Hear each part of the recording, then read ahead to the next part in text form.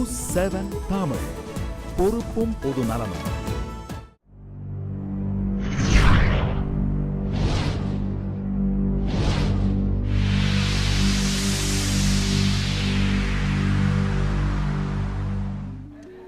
விவாதத்திற்கு மீண்டும் வரவேற்கிறேன். இந்த நிலையில் நாம் பேசிக் கொண்டிருக்கக்கூடிய இந்த விஷயம் பட்ஜெட் குறித்தானது. இன்னைக்கு பட்ஜெட் தாக்கல் செய்யப்பட்டிருக்கின்ற நம்முடைய பாராளுமன்றத்தில் இதில் எந்த அளவிற்கு சாமானியர்களுக்கும் பெருமுதலாளிகளுக்கும் உற்பத்தியாளர்களுக்கும் சிறு குறு தொழிலாளர்களுக்கும் அது எந்த அளவிற்கு பயன் தரும் என்பது குறித்து விவாதித்துக் கொண்டிருக்கின்றோம். இந்த விஷயங்கள் எல்லாம் குறித்து பேசிட்டு இருந்தோம். மாநிலங்களோடு சம அளவில் ஒத்துழைத்து பொருளாதாரத்தை மேம்படுத்த வேண்டும் அப்படிங்கிற விஷயத்தை அவர் குறிப்பிட்டிருக்கார். அது எந்த அளவுக்கு சாத்தியப்படும், மாநிலங்கள் எந்த அளவிற்கு ஒத்துழைக்க வேண்டும், அந்த ஒத்துழைப்பின் மூலம் பொருளாதாரம் எந்த அளவிற்கு மேம்படும், தொழில் முனைவோராக உங்களுடைய பார்வை இதில் எப்படி இருக்கிறது? இல்லை, நிறைய ஸ்டேட்ஸ் நிச்சயமாக ஒர்க் பண்ணணும். அதுவும் இப்போ ஜிஎஸ்டி கொண்டு வராங்க. ஜிஎஸ்டி கொண்டு வந்தாங்கன்னா ஸ்டேட்ஸ் சென்டரோட நிறைய ஒர்க் பண்ண வேண்டியது இருக்கும். இப்போ பார்த்தீங்கன்னா ஜிஎஸ்டி ஒரு 2 or 3 years டிலே ஆனதுக்கு one of the main reasons நிறைய ஸ்டேட்ஸ் கோஆப்ரேட் பண்ணல with the central government for implementation of the GST. So if அந்த ஒரு ஸ்டேட்டும் சென்ட்ரலும் ஒன்றா வேலை பார்த்தா இந்த ஜிஎஸ்டி ரோல் அவுட்ஸு அதே மாதிரி நிறைய ஸ்கீம்ஸில் உள்ள ரிடண்டன்சிஸ் எல்லாத்தையும் கட் பண்ணி கூட கொஞ்சம் நல்லா பண்ணலாம். இப்படியான ஒரு விஷயம், இந்த விஷயத்தில் ஒரு பொருளாதார வல்லுநராக மாநிலங்கள் எந்த அளவிற்கு ஒத்துழைக்க வேண்டும், அந்த ஒத்துழைப்பின் மூலமாக பொருளாதாரம் எந்த அளவிற்கு மேம்பட வாய்ப்புள்ளது? அதாவது இப்போ ஒரு ப்ராஜெக்ட், ஒரு ஃபாரின் ப்ராஜெக்டோ இல்லை இன்வெஸ்டராக வந்தார்னா அவர் டெல்லியில் இன்வெஸ்ட் பண்ண போகிறதில்ல. பட் மோடி கவர்மெண்ட் டெல்லியில் இருந்தால் டெல்லியில் அவரை மோடியை பிடிக்கும் அப்படின்னு டெல்லியில் பண்ண போகிறதில்ல. அவங்களுக்கு சூட்டபிள் லொக்கேஷன், சூட்டபிள் லேபர் இருக்கிற இடம், நிறைய லேண்ட் அவைலபிளாக இருக்கக்கூடிய இடம், இன்ஃப்ராஸ்ட்ரக்சர் இருக்கக்கூடிய இடம் தான் சூஸ் பண்ணுவாங்க. ஸோ ஒரு எஃப்டிஐ ஒரு இன்வெஸ்டர், கம்பெனி இன்வெஸ்டர் வந்தாங்க அப்படின்னா they will look at various location, Tamil Nadu, Gujarat, இந்த மாதிரியான ஒரு 5-6 இடங்களை பார்த்து அவங்களுக்கு இருக்கக்கூடிய சூட்டபிள் கண்டிஷன்ஸுக்கு ஏற்றால் போல் ஃபைனலாக லொக்கேஷன் சூஸ் பண்ணுவாங்க. ஸோ இங்கே தான் இந்த சென்ட்ரல் ஸ்டேட்டோட கோஆப்ரேஷன், சென்ட்ரல் கவர்மெண்ட்டோட ரோல் என்ன அப்படின்னா to advertise India as an excellent location. அதாவது இந்தியா ஒரு நல்ல டெஸ்டினேஷன், நிறுவனங்களை தொடங்கிறதுக்கு, தொழிற்சாலைகள் அமைக்கிறதுக்கு நல்ல லொக்கேஷன் அப்படிங்கிறது கவர்மெண்ட்டோடைய வேலை. ஸ்டேட் கவர்மெண்ட்ஸோட வேலை என்ன அப்படின்னா இந்த நிறுவனங்களுக்கு அடிப்படையான விஷயங்கள் பண்ணி கொடுக்குறதுல ஸ்டேட் கவர்மெண்ட்டுக்கு நிறைய ரெஸ்பான்சிபிலிட்டி இருக்குது. ஒரு பிஸ்னஸ் என்விரான்மெண்ட் அப்படிங்கிறது ரொம்ப பாசிட்டிவாக அமைத்து கொடுக்க வேண்டும். ஸோ அதில் தான் மெனி ஸ்டேட்ஸ் லூஸ் அவுட். இப்போ ஃபார் எக்ஸாம்பிள் லாஸ்ட் 10 years பார்த்தோன்னா குஜராத் அதில் பெரிய அளவுக்கு முன்னேற்றம் ஏற்பட்டிருக்கு. ஏன்னா அவங்க இன்வெஸ்டர் ஃப்ரெண்ட்லி ஸ்டேட்டாக தொடர்ந்து இருந்துட்டு வந்திருக்காங்க. ஸோ இது எல்லா ஸ்டேட்ஸுக்கும் இது பொருந்தாது. அதனால் ஸ்டேட்ஸ் பொறுத்தளவில் இன்னும் அது ஒரு மோர் டைனமிக்காக இருக்கணும், இன்வெஸ்டர்ஸை வரவேற்கிறதுக்கு தயாராக இருக்கணும். அப்போ தான் இந்த ஜாப் க்ரியேஷன் அப்படிங்கிறது கவர்மெண்ட்டால் மட்டுமே ப்ரொவைட் பண்ண முடியாது, இல்லை இங்கே இருக்கக்கூடிய நிறுவனங்களால் மட்டும் ப்ரொவைட் பண்ண முடியாது. ஒரு ஃபோர்டு வந்ததுனால தான், ஒரு ஹுண்டாய் வந்ததுனால தான் தமிழ்நாடு, சென்னையில் இருக்கக்கூடிய நிறைய வேலைவாய்ப்பு அந்த நிறுவனங்களால் தான் வந்திருக்கு. ஸோ அதனால் ஃபாரின் பிளேயர்ஸ் வரும்பொழுது அந்த ஏரியா டெவலப் பண்ணுறது மட்டும் இல்லாமல், பொருளாதார வளர்ச்சியை கூட்டுறது மட்டும் இல்லாமல், டேக்ஸ் ரெவென்யூ வரது மட்டும் இல்லாமல், ஜாப் க்ரியேஷன் ஏற்படுறதுக்கு அது ஒரு ஐடியல் சிச்சுவேஷனாக அமையும். ஸோ அதனால் இந்த ஸ்டேட் சென்டர் அப்புறம் ஜிஎஸ்டி ஒரு முக்கியமான விஷயம். ஸோ இப்போ இருக்கக்கூடிய அந்த டேக்ஸ் ஸ்ட்ரக்சர் ஒரு மெஸ்ஸியாக தான் இருக்குது. Every state has got its own tax. So ஒரு யூனிஃபார்மிட்டி இல்லை. ஸோ ஒரு ட்ரக்கு டெல்லியிலேருந்து நார்த்லேருந்து சவுத்துக்கு வந்தது அப்படின்னா அது பல்வேறு ஸ்டேட்ஸை கடந்து வரும்போது பல்வேறு டேக்ஸ் ஸ்ட்ரக்சரை தாண்டி தான் வரணும். ஸோ அந்த யூனிஃபார்மிட்டி இன் டேக்ஸ் வரும்பொழுது, ஒரே கண்ட்ரி ஒரே டேக்ஸ் அப்படின்னு வரும்போது அந்த குட்ஸ் மூவ்மெண்ட்டாக இருக்கட்டும், இந்த ஈஸ் ஆஃப் டூயிங் பிஸ்னஸ் அப்படிங்கிறது ரொம்ப யூனிஃபார்மாக இருக்கும்.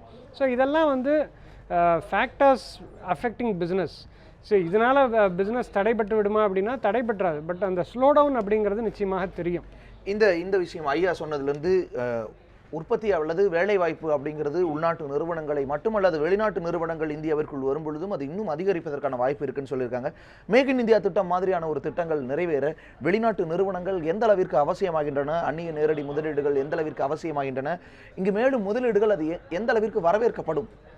நிச்சயமாக இன்றைக்கி நம்ம கவர்மெண்ட்டால் ஒரு லெவலுக்கு தான் எம்ப்ளாய்மெண்ட் க்ரியேட் பண்ண முடியும், ஒரு லெவலுக்கு தான் இன்வெஸ்ட் பண்ண முடியும் ஸ்மால் அண்ட் மீடியம் சைஸ் பிஸ்னஸஸில். போன வருஷம் ஸ்மால் அண்ட் மீடியம் சைஸ் என்டர்பிரனர்ஸை பூஸ்டப் பண்ணுறதுக்கு கவர்மெண்ட் போன வருஷம் 10,000 crores அனௌன்ஸ் பண்ணாங்க to be given over a period of 5 years.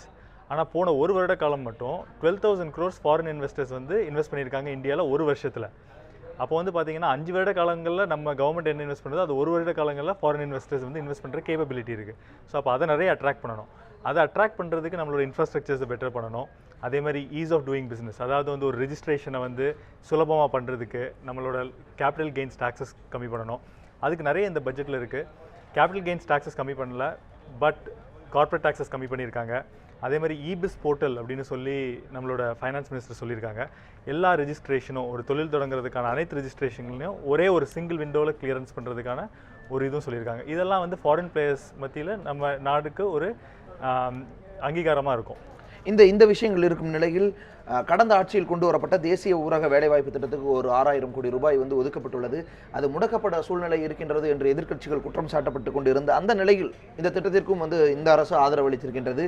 கிராமப்புற மக்களுக்கு, ஏழை மக்களுக்கு கையில் பணம் இருப்பது அல்லது பணம் அவர்கள் கையில் வந்து புழங்குவது எந்த அளவிற்கு பொருளாதாரத்தை மேம்படுத்தும், ஒரு சின்ன சின்ன விஷயங்களிலிருந்து அவர்கள் வந்து இந்த சமூகத்திற்கு, இந்த அரசிற்கு எந்த அளவிற்கு தங்களுடைய பங்களிப்பை செலுத்த முடியும், இந்த திட்டத்தின் மூலமாக எந்த அளவிற்கு அது வருமானத்திற்கான வாய்ப்பாக இருக்கும்? இல்லை, இது இப்போ மன்ரேகா மாதிரியான திட்டங்கள் வந்து இன்டென்ஷன் வந்து ரொம்ப நல்ல இன்டென்ஷன், அதாவது வேலை கொடுக்கணும் அப்படிங்கிற இன்டென்ஷன். பட் டிக் பண்ணுறது, இந்த ரோட்டில் இது ரோட் ஒர்க்ஸ் பண்ணுறது, இந்த மாதிரியான வந்து சில ஆக்கப்பூர்வமான வேலைகள் இல்லாமல் வேலை கொடுக்கணுமேங்கிற வேலை கொடுக்கறதுனால தான் இதனுடைய அப்ஜெக்டிவ் வந்து கொஸ்டின். இப்போ அவர் பிரைம் மினிஸ்டர் அதுதான் சொல்லியிருக்காரு. ஈவன் ஆஃப்டர் 60 years இன்னும் இந்த மாதிரி தோன்ற வேலை பண்ணுறதெல்லாம் அப்படிங்கிறது வந்து இட் டசன்ட் ரெஃப்ளெக்ட். ஸோ அந்த மாதிரியான பீப்புளுக்கு வந்து ஒரு ப்ரொடக்டிவான எம்ப்ளாய்மெண்ட் கொடுக்குறது தான் பெட்டராக இருக்கும். ஸோ இந்த மாதிரி சப்சிடியெல்லாம் பாப்புலிசம் ஷுட் எண்ட். அதாவது இதெல்லாம் வந்து எலக்ட்ரல் பாப்புலிசம் தான். இதனால் உண்மையாகவே அவங்க அது வந்து நிறைய கரப்ஷன், அந்த மன்ரேகாவில் வந்து ஏகப்பட்ட கரப்ஷன் இருக்குது. இன்னும் அந்த சிஸ்டமே லீக் ப்ரூஃபாக இல்லை. ஸோ அதனால் அந்த மாதிரி பார்க்கும்போது இது ஓவர் பீரியட் ஆஃப் டைம் இந்த மாதிரியான திட்டங்களை வந்து ஒரு ப்ரோக்ரெசிவ் நேஷனாக இருக்கணும் அப்படின்னா ஃபினான்ஷியல் இன்க்ளூஷன் அப்படிங்கிறது இம்பார்ட்டண்ட். ஸோ அதற்கு முன்னாடி இந்திய பொருளாதாரத்துடைய பேசிக் எடுத்து பார்த்தோன்னா நம்ம ஒரு மேனுஃபேக்சரிங் நேஷன் கிடையாது. இப்போ அந்த மேக் இன் இண்டியா கேம்பெயின்லாம் பேசுகிறோமே தவிர ட்ரெடிஷ்னலி பார்க்கும்போது நம்ம ஒரு மேனுஃபேக்சரிங் நேஷன் கிடையாது. வேறு சைனா போன்ற நாடுகள் வந்து மேனுஃபேக்சரிங் ஹப்பாக இருக்குது. இந்தியா ஒரு சேவை சார்ந்த நாடு, அதாவது ஐடி எக்ஸ்போர்ட்ஸ் எல்லாம் அதிகமாக இருக்கக்கூடிய சேவை சார்ந்த நாடு. ஸோ அதை ஒரு மேனுஃபேக்சரிங் ஹப்பாக மாற்றணும் அப்படின்னா பல்வேறு தடைகளை வந்து மாற்றியமைக்கணும். முக்கியமாக இப்போ அந்த மன்ரேகாவில் சொல்லக்கூடிய விஷயங்கள், அதாவது இப்போ அந்த மாதிரி rural employment, industrial hubs create பண்ணும்போது அவங்களுக்கு நேச்சுரலி அங்கே வேலை கிடைக்கும். ஸோ அவங்களுக்கு இந்த மன்ரேகா மாதிரியான திட்டங்கள் தேவையே இல்லை.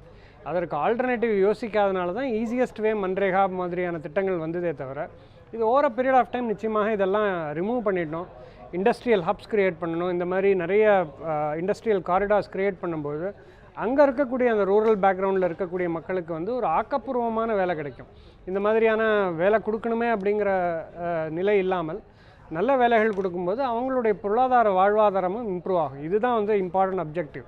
ஸோ அந்த ஆங்கிளில் பார்க்கும்போது இது கண்டினியூ ஆயிருக்கே தவிர இது ஒரு லாங் டேர்மில் இது கண்டினியூ பண்ணக்கூடிய விஷயமாக தெரியல. இந்த திட்டம் வந்து செயல்படுத்தப்படுவதிலும் இதற்கான அந்த பலன் இருக்கும் அப்படின்னு சொல்லப்படுது. இந்த ஒரு சூழ்நிலையில் நம்முடைய இந்த பட்ஜெட்டில் புதிய சாஃப்ட்வேர் நிறுவனங்கள் தொடங்க ஒரு 1000 கோடி ரூபாயும், சுயதொழில் தொடங்குவதற்கு ஒரு 1000 கோடி ரூபாயும் வந்து ஒதுக்கப்பட்டு இருக்கின்றன. ஒரு ஃபாரினுக்கு அல்லது வெளிநாடுகளுக்கு ஏற்றுமதி செய்யக்கூடிய ஒரு நிறுவனங்களுக்கும் சம அளவில், அதே சமயத்தில் உள்நாட்டிலேயே உற்பத்தி செய்து உள்நாட்டிலேயே விற்கக்கூடிய சுயதொழில் தொடங்குவோருக்கும் அதே அளவு சம அளவில் வந்து இந்த மாதிரியான பட்ஜெட்டில் ஒதுக்கப்படுவது எந்த அளவிற்கு அது பயன் தரக்கூடியது, பொருளாதார சமநிலையை எட்டாத ஒரு காரணமாக இருக்குமா? இது நிச்சயமாக வந்து பெரிய ஒரு ஹெல்ப்பாக இருக்கும். ஏன்னா இன்றைக்கி வந்து பார்த்திங்கன்னா மேனுஃபேக்சரிங்க்கு நம்மளோட பேங்க்ஸ் வந்து லோன் கொடுக்கறதுக்காக நிறைய ஸ்கீம்ஸ் இருக்குது. ஸோ இப்போ நான் வந்து ஒரு மேனுஃபேக்சரிங் ஒரு இண்டஸ்ட்ரி ஸ்டார்ட் பண்ணுறேன்னா எனக்கு அதுக்கான வேண்டிய கேபிட்டலை கொடுக்கறதுக்கு பேங்க்ஸ்லேயே நிறைய ஸ்கீம் இருக்குது. ஆனால் அதே இது நான் வந்து ஒரு டெக்னாலஜி ஓரியன்ட் ஒரு கம்பெனியாகவோ இல்லாட்டி நான் வந்து ஒரு இனோவேட்டிவாக ஒரு கம்பெனி இன்றைக்கி ஸ்டார்ட் பண்ணணும்னா அதுக்கு வந்து ஃபண்டிங் கொடுக்கறதுக்கு பேங்க்ஸ் வந்து ப்ரிப்பேர்டாக இல்லை. அப்போ வந்து 2 ஸ்கீம் அனௌன்ஸ் பண்ணியிருக்காங்க. ஒன்று வந்து அந்த எய்ம் இனோவேஷன் பிளாட்ஃபார்ம், அதில் ஒரு கொஞ்சம் ஃபண்ட்ஸ் அலோகேட் பண்ணியிருக்காங்க. அதே மாதிரி start up incubators in technology இண்டஸ்ட்ரின்னு சொல்லி அதுலேயும் நிறைய ஃபண்ட்ஸ் அலோகேட் பண்ணியிருக்காங்க. So this will go a long way in funding அந்த மாதிரி டெக்னாலஜி கம்பெனிஸ், சர்வீஸ் கம்பெனிஸை ஃபண்ட் பண்ணி ஒரு இனோவேட்டிவாக நம்மளோட நாடை ஏற்றுறதுக்கும் சர்வீஸ் செக்டரில் இன்னும் நிறைய வருமானத்தை சேர்க்கறதுக்கும் நிறைய ஹெல்ப்ஃபுல்லாக இருக்கும். நிச்சயமாக இந்த விஷயங்கள் இன்றைக்கி பட்ஜெட் தாக்கலாக இருக்கின்றன. இந்த விஷயங்கள் குறித்து தொடர்ந்து அலசி கொண்டிருக்கின்றோம். ஒரு இடைவேளைக்கு பிறகு தொடர்ந்து மாநில அளவில் இந்த பட்ஜெட் எந்த அளவிற்கு தாக்கத்தை ஏற்படுத்தும், பொருளாதாரத்தில் இந்த பட்ஜெட்டின் நிலை என்னவாக இருக்கும் என்பது குறித்தெல்லாம் அலசலாம் ஒரு இடைவேளைக்கு பிறகு.